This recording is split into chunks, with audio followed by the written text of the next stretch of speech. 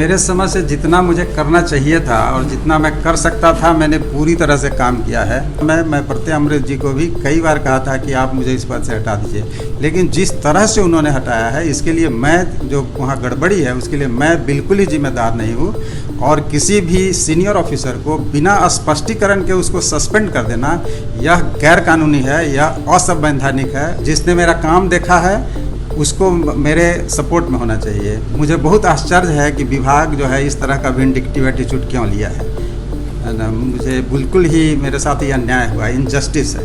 I will go to the government first.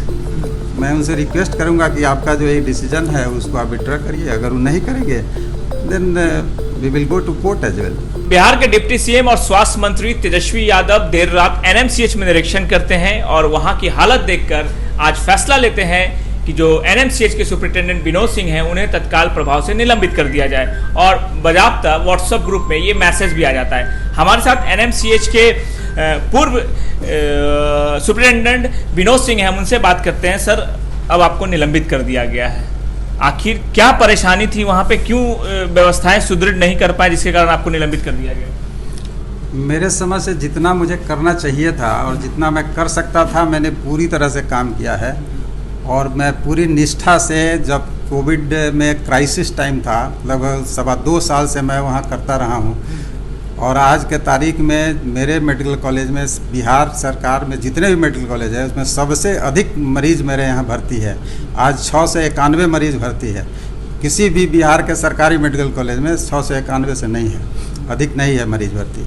दूसरी बात मैं यह कहना चाहूँगा कि बहुत सारे जो काम है वह या तो कॉरपोरेशन का है, BMSICL का है, और जो जैसे बाथरूम की का में जो है कहीं गेट नहीं है, कहीं नल टूटा हुआ है, उनको बनाना है। BMICL को बार बार रिक्वेस्ट करने के बावजूद भी वो काम नहीं करते है ना। इसको हमने मंत्री जी को हमने कहा भी। और कुछ वो विभाग, जो औषधि विभाग के लोगों का यह था कि डेंगू के साथ नॉन डेंगू मरीज को नहीं भर्ती करना चाहिए था। उनको जब अलग आइसोलेटेड वार्ड हो गया तो उसको एक साथ रखना उचित नहीं था, जो कि वहाँ था, जो गलत था।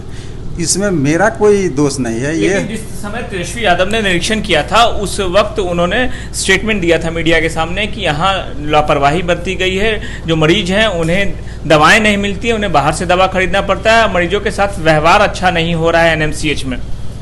सर, दवाइयाँ तो सरकार देती है। BMICL जो दवा देगी वही दवा हम दे पाएंगे अपने मरीजों को। अगर कोई दवाई उपलब्ध नहीं है तो फिर उसको हम कहाँ से देंगे, है ना। परचेज के लिए बहुत हमारे पास पैसा नहीं होता है अधीक्षक के पास।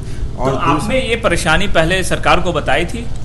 हाँ, एग्जैक्टली। हम BMICL को हम अपना इंडेंट हमेशा भेजते रहते हैं। और रादर परसों भी हमने अर्जेंट भी VC में हमने कहा कि आप, हमारे यहाँ IV फ्लूइड नहीं है, आप उसको तुरंत हमारे पास भेजिए।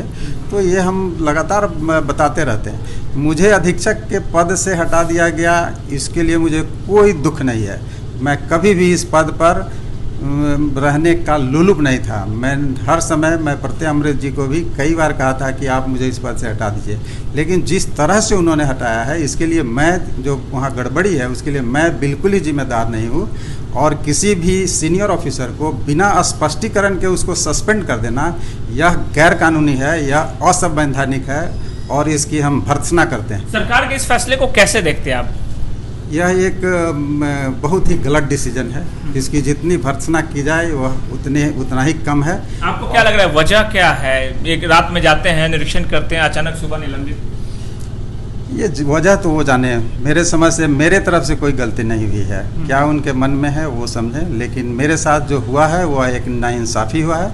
हमसे उनसे स्पष्टीकरण पूछना चाहिए था कि क्यों इस तरह की आपके यहाँ गड़बड़ी थी। हम किसी चतुर्थवर्गीय कर्मचारी को भी तब तक नहीं दंडित करते जब तक कि उनका स्पष्टीकरण हमको नहीं मिलता।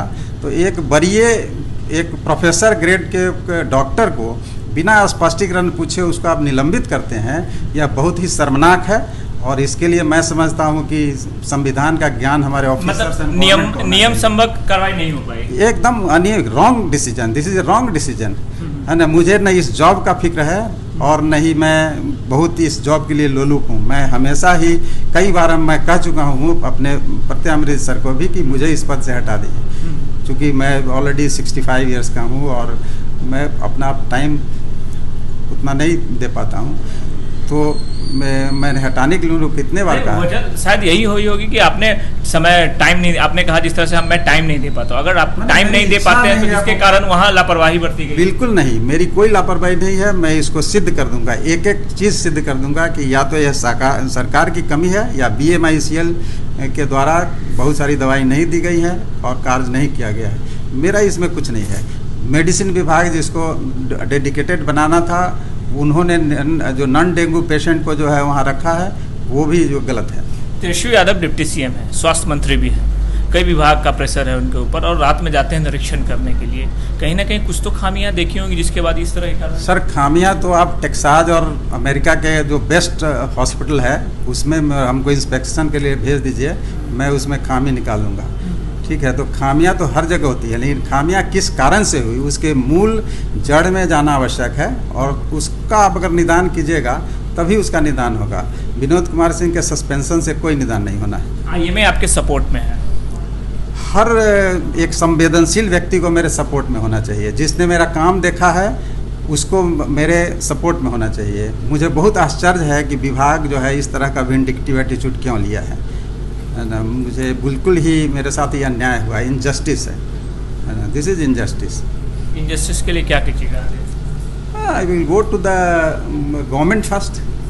मैं उनसे रिक्वेस्ट करूंगा कि आपका जो एक डिसीजन है उसको आप विड्रॉ करिए। अगर वो नहीं करेंगे then we will go to court as well.